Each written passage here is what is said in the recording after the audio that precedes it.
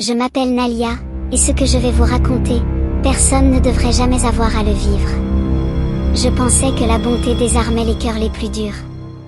J'ai découvert, à mes dépens, que la jalousie est une ombre bien plus tenace que la lumière. Depuis toute petite, j'ai appris qu'il faut partager ce que l'on a, même si c'est peu.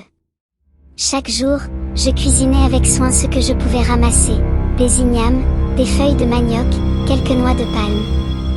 Ensuite, je partais offrir ces repas aux anciens du village. Leurs yeux fatigués s'éclairaient en me voyant arriver. Ils disaient que j'étais une bénédiction, un cadeau des ancêtres. Ces mots me réchauffaient le cœur, mais pas celui de ma belle-sœur, Abeni. Abeni me détestait. Pourquoi? Je ne le savais pas vraiment. Ses paroles étaient toujours comme des lames déguisées en sourires.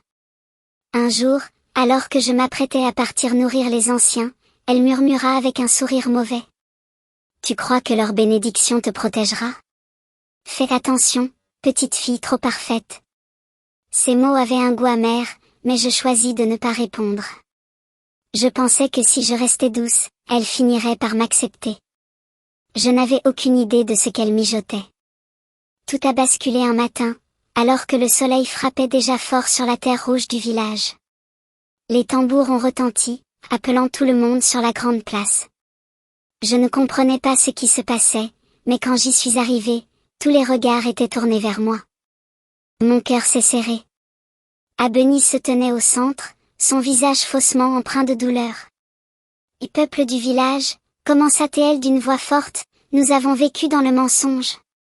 Nalia, cette fille que vous croyez généreuse, n'est rien d'autre qu'une sorcière.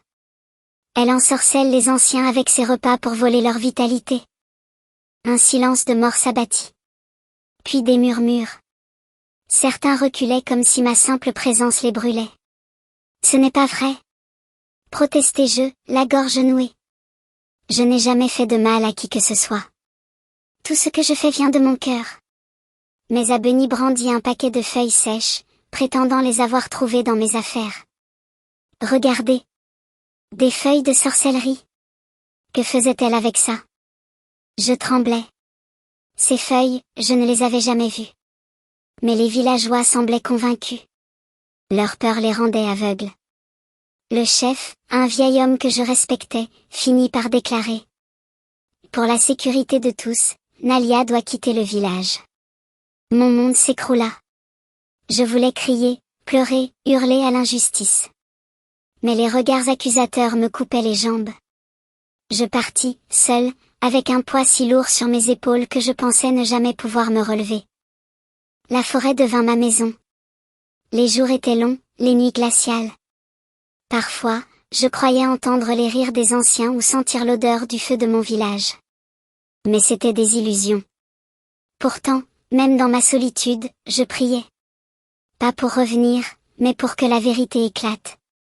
Et elle éclata. Un soir, alors que j'essayais de m'endormir sur une couche de feuilles, des voix se rapprochèrent. C'étaient des villageois. L'un d'eux, un chasseur, me raconta tout.